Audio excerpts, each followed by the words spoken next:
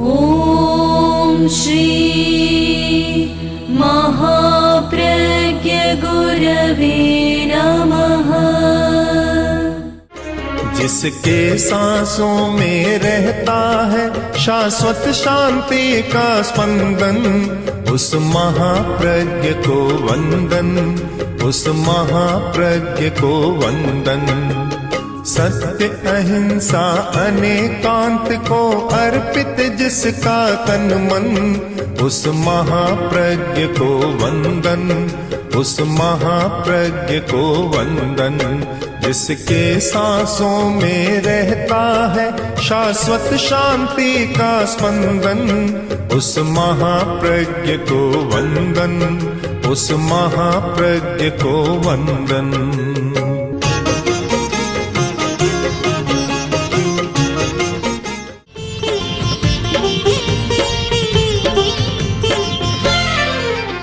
भारतीय चिंतन में, साधना पद्धति में और परंपरा में स्तवन और स्तुति का बहुत लंबा इतिहास है। स्तुति करते हैं और स्तुति पर हजारों ग्रंथ लिखे गए, बहुत स्तोत्र लिखे गए। जैन परंपरा में भी बहुत स्तुति स्तोत्र है, वैदिक परंपरा में भी बहुत है और बौद्ध परंपरा में भी बहुत है।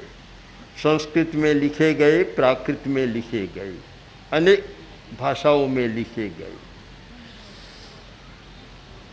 किंतु मैं ऐसा मानता हूँ कि आदमी को स्तुति अपनी ही करनी चाहिए, दूसरे की स्तुति नहीं करनी चाहिए। अपनी ही स्तुति करे, और अपनी स्तुति का अर्थ है कि अपनी चेतना का जागरण। जिसकी स्तुति कर रहे हैं वह तो हमारे भीतर है। आत्मा से अधिक कोई स्तोत्र नहीं है। जिसकी स्तुति करनी चाहिए वह तो आत्मा है, आत्मा हमारे भीतर है। उसे आत्मा कहो, परमात्मा कहो, कुछ भी कह दो, तो उससे अधिक कोई स्तुति करने का कोई पात्र नहीं होता।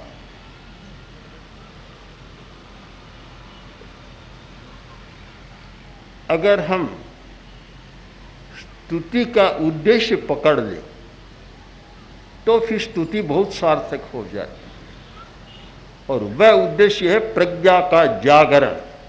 प्रज्ञा का जागरण। हमारी दुनिया में, पूरे विश्व में बौद्धिक विकास बहुत हो रहा है। अतीत में भी था और आज बहुत अधिक हो रहा है। किंतु हमने देखा कि बौद्धिक विकास समाज की समस्या को सुलझाने वाला नहीं, पूरा नहीं सुलझाता है। बुद्धि भी बहुत काम की है और उसके बिना कोई काम ही नहीं होता। किंतु बुद्धि से भी आगे कुछ है। हमारी चरण बुद्धि की सीमा तक रुक जाते हैं, आगे दूसरे राष्ट्र की सीमा आ जाती है और उसका पासपोर्ट भी नहीं है, वीज़ा भी नहीं मिल रहा है। उसका वीज़ा मिल जाए कि बुद्धि से अगली दुनिया में हमें जाना है, तो एक समस्या का समाधान है, और वह है प्रज्ञा। प्रज्ञा। हम समझने का प्रयत्न करें कि बुद्धि और प्रज्ञा में अंतर क्या है। सारी दुनिया में जितना विकास है वह बुद्धि का विकास है, किंतु सारा नहीं कहना चाहिए। बुद्धि का विकास है, उसका हिस्सा शायद 50% से ज़्यादा नहीं है, कम भी हो सकता है, और कुछ हिस्सा, अगला हिस्सा सारा प्रज्ञा का है। जिन व्यक्तियों की अंतर्दृष्टि जाग गई उससे बहुत काम हुआ है। मैं चिकित्सा पद्धति को देखता हूँ। हिंदुस्तान की प्रमुख रही आयुर्वेद की चिकित्सा पद्धति, विकास कैसे हुआ बुद्धि से नहीं हुआ, प्रज्ञा से हुआ है। चाहे चरक, चाहे धन्वंतरी, कोई भी महर्षि थे और वे पेड़ के पास जाकर और ध्यान में बैठ जाते और कहते तुम अपनी विशेषता बता दो, और सारी विशेषताओं का उनको पता लग जाता। न कोई प्रयोगशाला थी, न कोई प्रयोगशाला का वैज्ञानिक था परीक्षण करने वाला, बस उनकी अंतर्दृष्टि ही प्रयोगशाला बनी और इतना विकास कर लिया कि द्रव्यों के गुण धर्मों को उन्होंने जान लिया। होम्योपैथी का प्रवर्तन हुआ, कोई पढ़ाई के साथ नहीं हुआ। हैनीमैन जिसने प्रवर्तन किया उसने देखा कि एक हरिणी है और रोज उस झरने के पास आती है और थोड़ी देर ठहर कर चली जाती है। उसका अध्ययन किया तो पता लगा कि पैर लंगड़ा रहा था, पैर में चोट लग गई। झरने के पास आती और पानी का प्रयोग करती और चली जाती। कुछ दिनों में ठीक हो गई वह। एक प्रेरणा मिली और विकास हुआ। चाहे दर्शन का क्षेत्र, चाहे चिकित्सा का क्षेत्र, धर्म का क्षेत्र, ये सब बौद्धिक लोगों के द्वारा प्रवर्तित नहीं है। बड़े बड़े बुद्धिमान हुए हैं पर दुनिया उनका अनुसरण करती है जो प्रज्ञावान थे। चाहे रामकृष्ण को लें, चाहे महावीर और बुद्ध को लें, चाहे शंकराचार्य, नानक, इनको लें, ईसा मसीह को लें, मोहम्मद साहब को लें, सब लोगों ने तप तपा था, प्रज्ञा का जागरण किया था। कोई पढ़ाई से वे नहीं बने और उनका अनुसरण सारे पढ़े लिखे लोग कर रहे हैं। बुद्धि का काम है निर्णय करना, निश्चय करना। प्रज्ञा का काम है सूक्ष्म सत्य को खोजना। सूक्ष्म सत्य की खोज एक वैज्ञानिक भी करता है, प्रज्ञा से करता है, और इतना एकाग्र होता है कि शायद योगी भी संभव है कि होता है कि नहीं होता। हम ये जानने का भी प्रयत्न करें कि प्रज्ञा का जागरण कैसे होता है। बुद्धि का विकास विद्यालय में जाने से होता है, पढ़ाई से होता है। आदमी पढ़ता है, विकास हो जाता है। पर प्रज्ञा के लिए तो कोई न तो विद्यालय है और न विद्यालय में जाने से उसका अध्ययन होता। प्रज्ञा का विकास कैसे हो सकता है, उन सूत्रों पर विचार करें और सबको करना है। तो मैं मानता हूँ प्रज्ञा के जागरण का पहला उपाय है उपशम। उपशम यह प्रज्ञा के जागरण का पहला उपाय है। क्रोध, अहंकार, छलना, प्रवंचना, माया, कपट, लोभ, ये सारी आवेश पैदा करने वाली, और बुद्धिमान आदमी भी इन आवेशों से आविष्ट होता है। और लड़ाई झगड़ा दुनिया में जितना है शायद मूर्खों के द्वारा कम होता है, बुद्धिमानों के द्वारा ज़्यादा हो रहा है। तो बुद्धि तो लड़ाने वाली है, वह समाधान कैसे करेगी। और पढ़ा लिखा आदमी कहता भी है कि तू क्या जानता है, मैं पढ़ा लिखा हूँ। एक गर्व के साथ कहता है कि तू तो मूर्ख है, मुझसे जिद कर रहा, तू जानता क्या है, मैं तो बहुत पढ़ा लिखा हूँ। कभी कभी माता पिता पढ़े लिखे नहीं होते और बेटे बहुत पढ़ जाते हैं तो उनके सामने भी कह देते हैं कि तुम तो पढ़े लिखे नहीं, तुम क्या जानते हो। उनके सामने भी कहते हैं, दूसरों के सामने भी बड़े गर्व के साथ कह देते हैं। तो अहंकार भी प्रबल हो जाता है। इस स्थिति में प्रज्ञा का जागरण नहीं होता। प्रज्ञा का जागरण किसी को करना है, उसका रास्ता बता रहा हूं। पहला रास्ता है उपशम की साधना। उपशांत, कसाय उपशांत, क्रोध मान माया लोभ सब उपशांत रहे, उत्तेजना न आए। एक क्षण के लिए भी उत्तेजना आती है और हमारे दिमाग के जो कनेक्शन है, सारे न्यूरॉन के कनेक्शन गड़बड़ा जाते हैं और एक तरह से शॉर्ट सर्किट हो जाता है। हमारे सारे जो विद्युत पथ हैं दिमाग के, वे लड़खड़ा जाते हैं। एक बार का आवेश, एक बार की उत्तेजना मस्तिष्क को भारी हानि पहुंचाती है। फिर प्रज्ञा का जागरण कैसे हो सकता है? कभी नहीं हो सकता।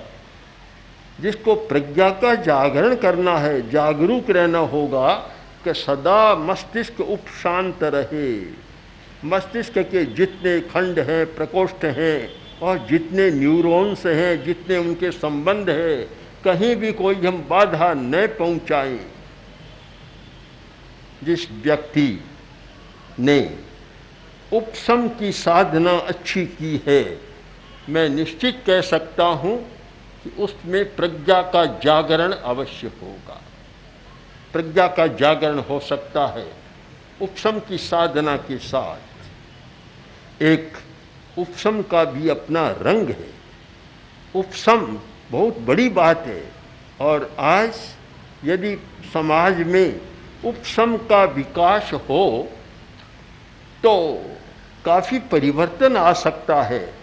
ये सारी जो समस्याएं हैं, ये उत्तेजना और आवेश के कारण होती है।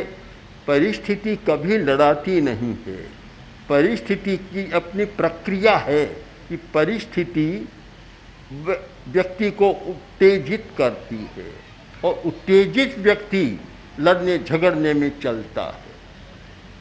हम उपशम की साधना, उपशम का एक अपना रंग होता है। उसको चाहे अनेक भाषा में कहा गया, किसी ने, कबीर ने कहा प्रेम, किसी ने कहा वात्सल्य, किसी ने कुछ कहा। बात एक ही है, अंतर है। हम समझने का प्रयत्न करें। एक कहानी के द्वारा इस बात को मैं स्पष्ट करूं कि राजा अपने गवाक्ष में वातायन में बैठा था। नीचे से एक व्यक्ति निकला, रंगरेज, जो पगड़ियों को रंगने वाला। उसके सिर की पगड़ी देखी और राजा को बड़ा अच्छा लगा। उसको बुलाया, बुलाकर कहा, तू बड़ा कुशल, किसने रंगी? के मैंने। बड़ा कुशल है, हमारी पगड़ी भी तुम रंग। ठीक है, राजा का आदेश था, पगड़ी रंग कर लाया।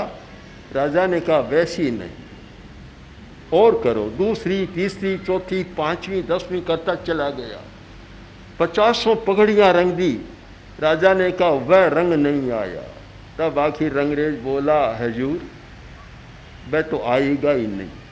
क्यों? वह पगड़ी मैंने मेरे मित्र के लिए रंगी थी, उसमें प्रेम का रंग था और आपकी पगड़ियों पर पैसों का रंग है, तो वह कैसी होगा? वह हो नहीं सकता।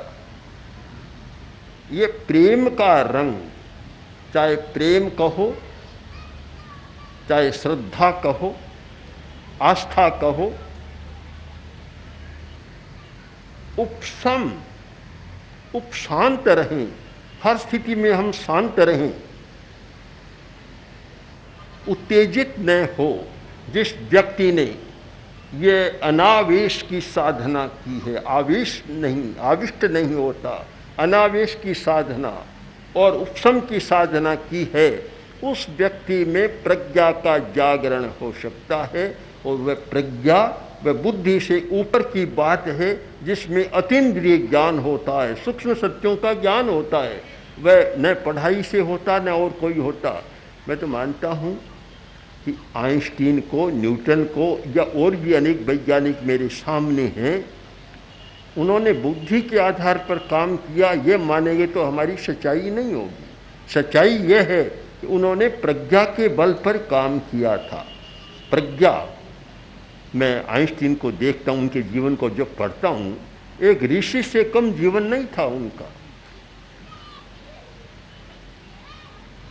नौकर आया, पत्नी आई, दोनों आए। पहली पत्नी आई, आकर बोली कि आपने किस नौकर को रखा है, बेहुदा आदमी है, निकम्मा है, आलसी है, काम कुछ करता नहीं है। बहुत तेजी के साथ कहा, सुन लिया। इतने में नौकर ही सुन रहा था। वह पत्नी गई, नौकर आया और बोला कि सर मैं तो सब कुछ करता हूँ, पर मालकिन ऐसी है कि इनका स्वभाव बड़ा तेज है, कभी गुण लेती नहीं है। आइंस्टीन ने कहा ठीक कह रहे हो। पत्नी से भी कहा तुम ठीक कह रहे हो, और उससे भी कहा तुम ठीक कह रही हो। पत्नी फिर आई, आखिर बोली यह क्या, मैं कहती हूँ वह भी ठीक है, और वह कहता वह भी ठीक है। आइंस्टीन ने कहा दोनों की बात ठीक है, बस दोनों को शांत कर दिया, झगड़ा नहीं बढ़ा।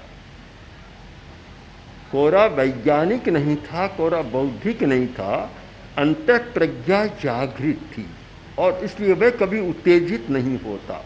मैंने देखा है, अनेक लोगों को देखा कि जिनमें कभी उत्तेजना नहीं देखी, उनमें अंतर्ज्ञान हुआ है, अंतर्दृष्टि का विकास हुआ है। वह कभी बौद्धिक विकास के द्वारा हो नहीं सकता, संभव नहीं है। सुकरात जो बहुत बड़ा दार्शनिक, और आज पश्चिमी दार्शनिकों में, यूनानी दार्शनिकों में जिसका पहला स्थान, मुख्य स्थान है, इतना उपशांत था, इसीलिए इतना बड़ा तत्ववेत्ता बना, अंतर्दृष्टि वाला बना। पत्नी बड़ी तेज थी। सुकरात तत्ववेत्ता था, चर्चा में लग जाता, देरी से आता। एक दिन बहुत देरी हो गई, पत्नी गुस्से में आ गई, आते ही खूब गालियां बकी कि कितनी बार कह दिया तुम समय पर नहीं आते हो।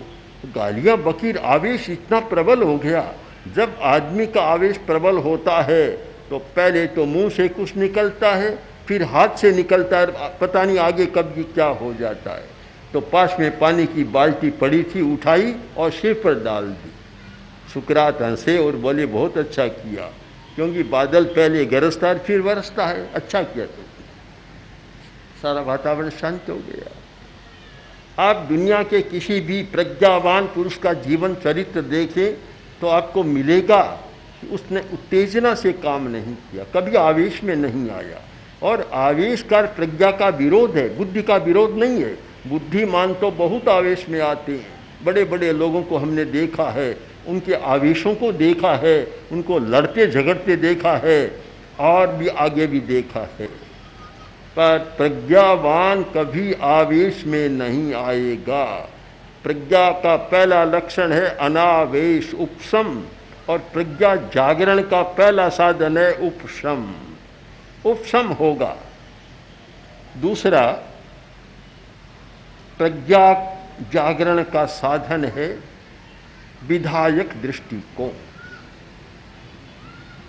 जिस व्यक्ति का दृष्टिकोण विधायक होता है, पॉजिटिव होता है, उसमें प्रज्ञा जाग सकती है। नकारात्मक दृष्टि वाले में कभी प्रज्ञा का जागरण नहीं हो सकता। हम अनेक महापुरुषों के जीवन को पढ़ें।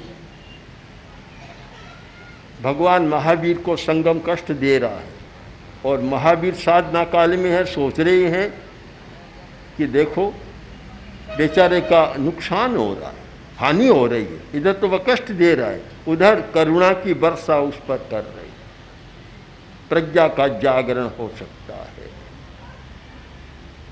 आचार्य भिक्षु जा रहे थे, रास्ते में एक आदमी मिला और उसने नमस्कार किया, और फिर देखा कि कौन हो तुम, भिखंडी हो, तेरा पंथी कहाँ वही हो। बहुत बुरा हो गया, बहुत बुरा हुआ। क्या हुआ? तुम्हारा मुंह देख लिया, मुझे नरक में जानी पड़ी, नरक में जाना पड़ेगा। आचार्य भिक्षु मुस्काए। नहीं तो गुस्सा आने का तो बहुत बड़ा, उत्तेजना आने का तो बहुत बड़ा कारण था, पर आचार्य भिक्षु एकदम हंसे और बोले भाई मैं तो ऐसा नहीं मानता, पर तेरे सिद्धांत के अनुसार मेरा तो बहुत अच्छा हुआ, क्योंकि मैंने पूछ लिया, तेरा मुंह देखने वाला, आवेश में कह दिया मेरा मुंह देखने वाला स्वर्ग में जाता है। तो आचार्य भिक्षु ने कहा कितना अच्छा हुआ कि मैंने तेरा मुंह देखा, मैं तो स्वर्ग में जाऊंगा, तूने मेरा देखा, अब तू जाने नरक में जाना। मैं तो नहीं मानता, पर तू कहता नरक में जाऊंगा। सारे वातावरण को बदल दिया। मैंने कुछ चतुर व्यक्तियों को भी देखा है, जो वाक चतुर होते हैं, वे कभी आवेश में नहीं आते, उनमें भी प्रज्ञा जाग जाती, अंतर्दृष्टि। इस प्रसंग में बीरबल की एक बात आपको सुनाऊं कि बादशाह और बीरबल दोनों जा रहे थे जंगल की सैर करने। अब जब बीरबल पास में होता तो बादशाह के मन में गुदगुदी पैदा हो जाती। बोला, बीरबल आज मैंने एक सपना देखा रात को। आया होगा, क्या देखा? कि हम दोनों जा रहे थे, जाते जाते दो कुंड आ गए, एक अमृत का था और एक कीचड़ का था। तो मैं तो अमृत के कुंड में गिरा, तू कीचड़ के कुंड में गिरा। बीरबल बोला, आप बिल्कुल ठीक कह रहे, मैंने भी रात को सपना देखा था। क्या देखा? तूने क्या देखा? मैंने ये देखा, आप कहते इतनी सत्य बात है, हम दोनों निकले, आप मुझे चाट रहे थे, मैं आपको चाट रहा था।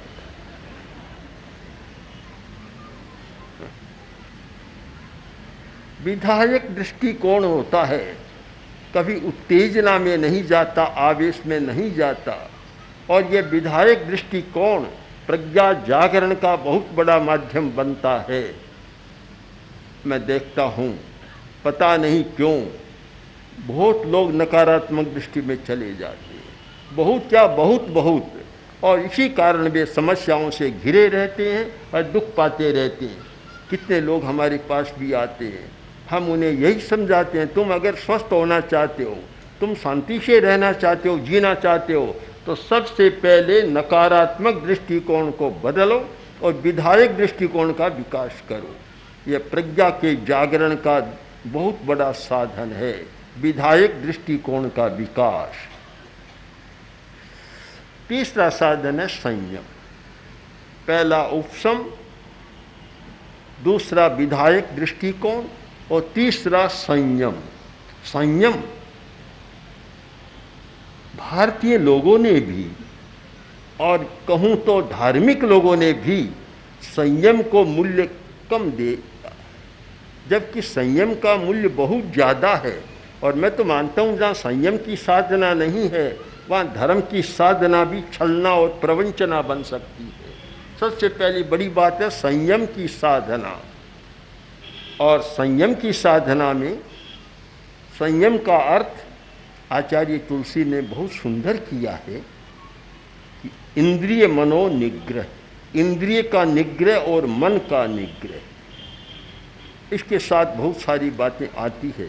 वाक संयम, यदि वाणी का संयम विकसित हो जाए तो चाहे तो राजनीति का क्षेत्र है, चाहे समाज का क्षेत्र है, चाहे धर्मस्थानों का क्षेत्र है, धर्म गुरुओं का संबंध है, अगर वाक संयम का विकास हो जाए तो आप निश्चित माने कि 50% लड़ाइयाँ तो अपने आप बंद हो जाएगी।